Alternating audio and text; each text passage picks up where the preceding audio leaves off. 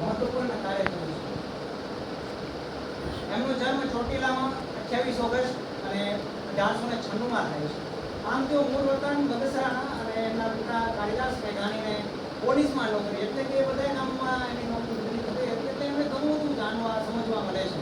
અને તેઓ પોતાને પહાડનું બાળક કહે છે. એ ચોટીલાની એ ધરામાં એમનો જન્મ થાય છે અને પછી 1917માં તેઓ શામળદાસ કોલેજ ભાવનગરથી BA પાસ થાય છે. અને જ્યારે તેઓ કોલકાતા જાય છે ત્યાં એલ્યુમિનિયમ કંપનીમાં 3 વર્ષ સુધી નોકરી કરે છે. પછી ઇંગ્લેન્ડનો પ્રવાસ પણ થાય છે અને ઇંગ્લેન્ડમાં ભારતીય વિશે શું લખાણું છે, ત્યાં લોક સાહિત્ય વિશે શું લખાણું છે, અધ્યયન કરે છે, અભ્યાસ કરે છે. અને ત્યાં વિજેન્દ્ર અને રવીન્દ્રનાથ ટાગોરથી ખૂબ પ્રભાવિત થાય છે.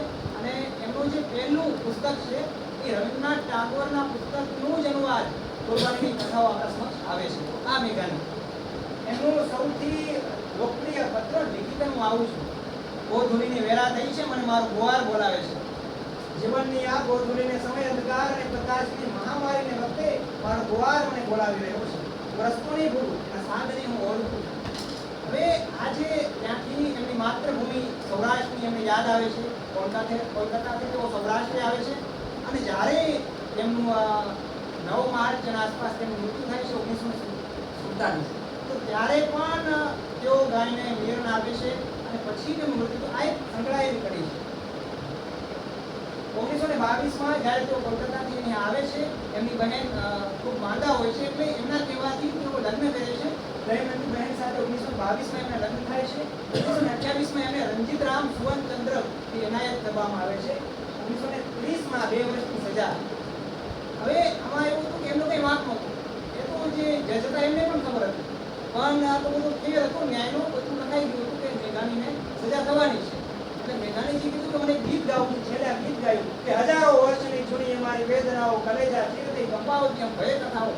આખું જે કોર્ટ હતું એમાંથી બધાના આત્માની આંસુ આવી ગયા. કારણ કે મેઘાણી જે રીતે એવા લોક સાહિત્યકાર, સંશોધક અને સાધીને એનો જે અવાજ હતો એ જે રીતે ગાતા, 1941 અને 42માં મુંબઈ યુનિવર્સિટીમાં લોકો એમને જોવા માટે આખી કે લોકો આવતા, આખું હોલ ભરાઈ જતો. એ મેઘાણી છે. 1933માં જ્યારે એમની પત્નીનું અવસાન થાય, અગ્નિ સ્નાન કરે તો એમના આંગળા ભીજી ગયા હોય છે. તેઓ વર્ણન કરે છે એમનું ઉપર આ પડ્યું એવી સ્થિતિ થઈ જાય છે. 1934માં આ માટે તેઓ મુંબઈ જાય છે. દુર્ગાભાઈ કાગ અને અડાના દરબાર વાસ્તુવાળા જેવા એમના મિત્રો હોય છે. એમને 80 જેટલા પુસ્તકો આપે, એમાંથી 40 જેટલા લોક સાહિત્યના છે.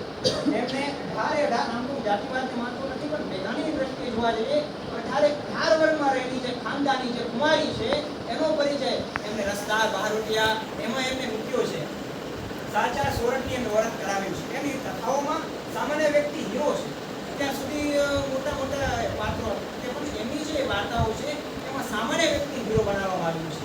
એમની કથાઓમાં સામાન્ય લોકની શૂરવીરતા, ઉદારતા તેમજ ખાનદાની છે, તેથી તે વિશેષ સ્વીકૃતિ પામી છે, વધારે લોકો સુધી પહોંચી છે. આજે આખું ગુજરાત જોગીદાસ કમાન અને ચારણ કન્યાને ઓળખે છે એનું કારણ મેઘાણી છે. મોગીબા અને ધોરીબા પાસેથી વ્રત કથાઓ જે આગળની કંકાવટી 1-2 ભાગ તરીકે પ્રકાશિત થાય છે. ગેલીબેન મેરાની આપણે જોરદાર પસંદ છે. જ્યારે તેઓ રોટલા ઘડી રહ્યા હોય છે અને મેઘાણીજી પાટલા ઉપર હોય છે, તો મેઘાણીજી કહે છે કે રોટલા ઘરેલી પાટલા નીચે ખાય જમે, રોટલા જમે પાટલા ઉપર કેવી રીતે એ નીચે ઉતરે છે જમવા માટે. એવા સરળ હતા મેઘાણી. કુરબાનીની કથાઓથી કાળચક્ર સુધીની સફર. કાળચક્ર જેની નવલકથા છે, અધૂરી નવલકથા હતી. અને આ 50 વર્ષમાં પણ 25 વર્ષનું સાહિત્ય સર્જન. અને 25 વર્ષના સાહિત્ય સર્જનમાં જે મેઘાણી આપણને ખજાનો આપ્યો છે, ત્યારે આ ગુજરાત સાહિત્ય, એ ગુજરાતનો જે માણસ છે ક્યારે નહીં ભૂલી શકે. અનમોલ ખજાનો એમને આપ્યો છે. એમની રસદારની વાર્તાઓમાં લોકકથાની સાથે લોકમાનસનું